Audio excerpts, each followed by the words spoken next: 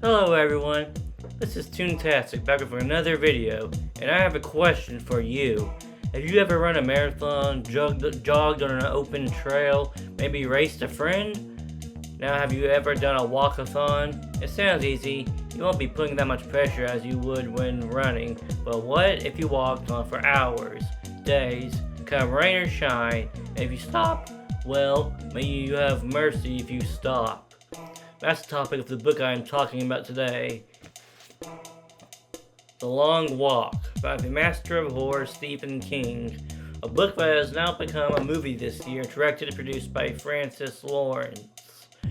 I myself have not seen the movie, but I was, and still am at some point after I finished the book.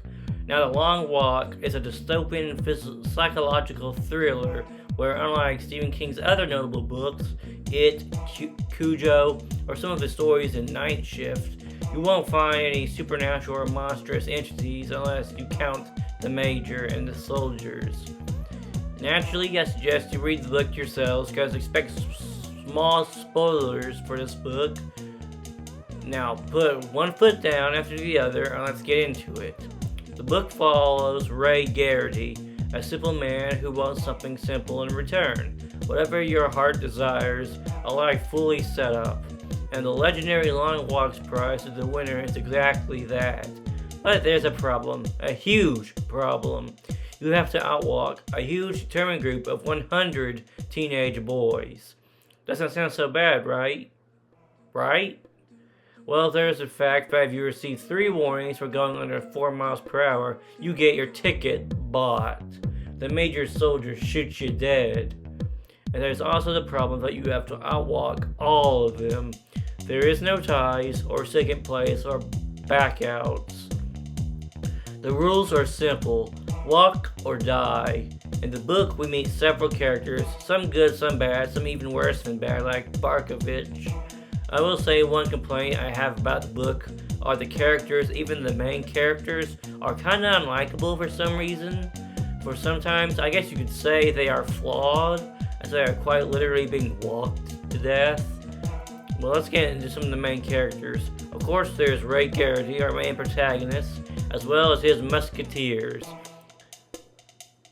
The scarred Peter McBride, the double A's, Art Baker and Abraham, the tough Collie Parker, who hates Maine, the spectacled Pearson, the confident Hank Olson, and finally the man who is going to write about the Long Walk, Harkness.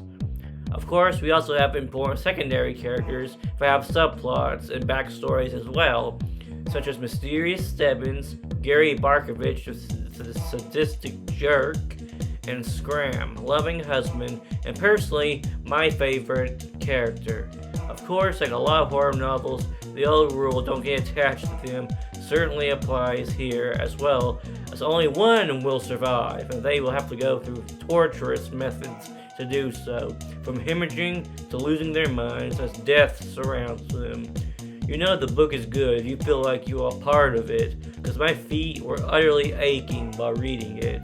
The characters, without spoiling too much, are flawed, but it's in a realistic, good way that sort of lets you see through their eyes and root for them in the end.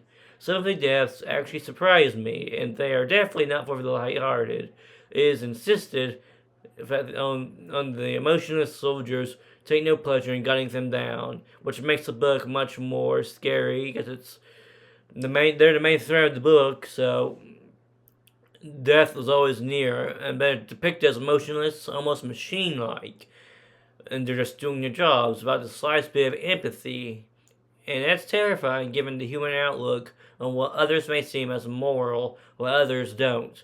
The secondary thread is the group itself, as the boys must deal with contrasting emotions and mind-melting sanity. I mean, if you set a bunch of hormonal teenagers together and put them together, pack them together like sardines, stuff's gonna go down. And the biggest part of the book that I like is that the main protagonist, Garrity, isn't exactly idealistic nor getting off scot-free. He goes through the ringer and is endangered a lot.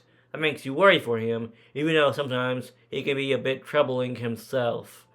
There's also a huge twist, but I won't spoil, but it really changes one's outlook on the walk and the major in general. Overall, I enjoyed the book. It does well with tons of plotting and subplots with the other characters and their backstories. The deaths are great. Some are a little sudden, but not all the deaths could be dramatic, I suppose. And it also shows suspense and surprise who died and who will die.